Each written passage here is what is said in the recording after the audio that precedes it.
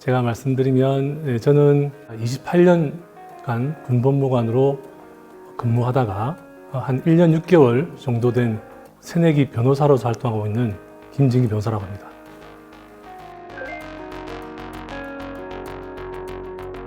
그 당시에 가장 큰 이슈가 군 관련되는 산업에 부정한 행위를 저질렀다는 소위 율곡 비리 사업이라고 하는 것이 있었습니다. 그런 사건을 보면서 재발하지 않도록 도움을 주고 또 역할을 하는 것이 의미 있는 일이겠다 이렇게 생각을 해서 군법무관으로 투신하는 데 원인이 되었다라고 저는 그렇게 생각하고 있습니다.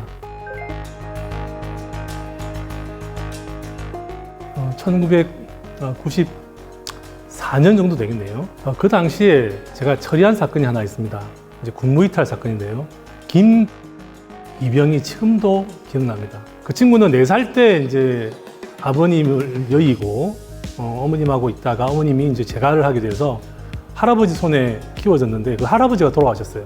그래서 무작정 동료한테 그때 돈 4만 원을 빌려서 부산에서 서울로 어머니를 보러 갔다가 결국은 군무이탈범으로 스스로 이제 자수를 하게 되어서 처벌에 이제 임박하게 됐는데, 그래서 제가 저희 상관에게 그 용서를 해줄 여지가 상당히 많고 그 죄과가 그렇게 중하지 않은 경우에는 형사 구속 기간이 검찰에서는 20일인데 20일 구속 만기를 꼭 채웠다가 이제 기소유예를 해주는 그런 시스템을 많이 취하고 있었는데, 그것이 1차 구속 기간 연장하고 난 다음에 추석 연휴가 있었어요.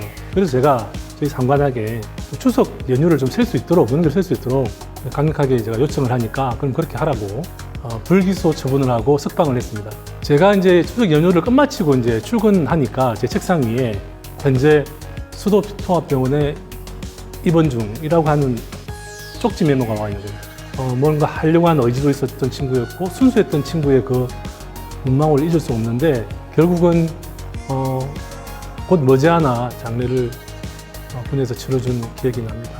제가 거기서 생각나는 것이 인신을 구속하는 것은 정말로 최소한도로 해야 된다, 이제 그렇게 배웠고, 어떤 선의 이런 것들로 결국 구속된 사람을 석방을 했는데, 연휴 이후에 석방이 되었더라면 과연 그 친구가 자살 기도를 했을까라는 생각은 있습니다. 단순히 군무이탈이 아니라 그 뒤에 다양한 사정이 함께 뒤엉켜 있는 복합적인 사건이기 때문에 지금 기억이 많이 나네요. 지금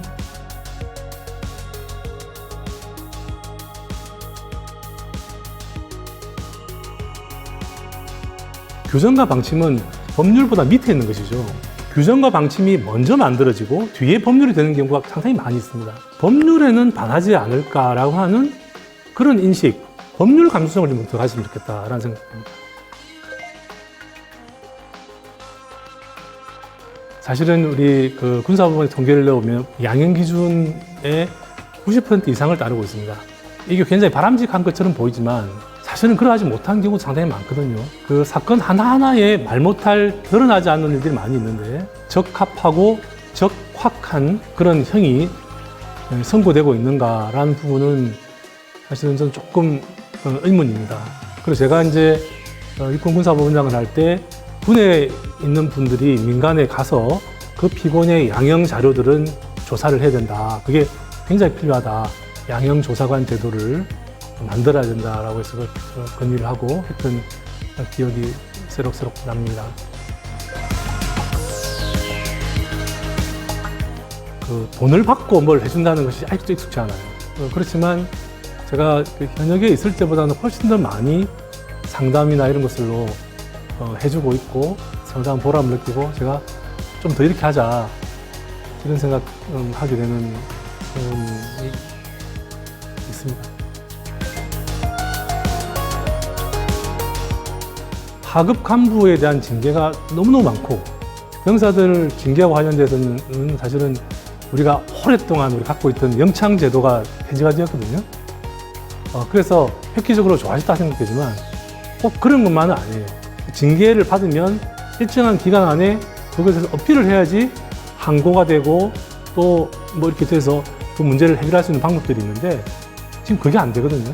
그래서 이 문제는 군이 좀 더 심각하게 생각을 해야 될 것 같고, 법대 밑에서 법대 위에까지 이르는 그 심리적, 정서적 거리는 굉장히 멀고 험난하고 어렵다.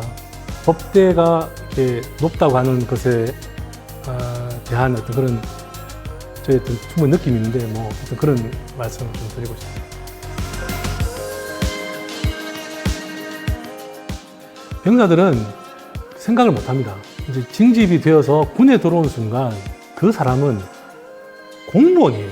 그러니까 그에 상응하는 마음가짐이나 행동거지가 이제 있어야 되겠고, 그렇다 그러면은 좀 더 많은 문제가 해결될 수 있는 그런 방법들을 찾아볼 수 있을 거예요.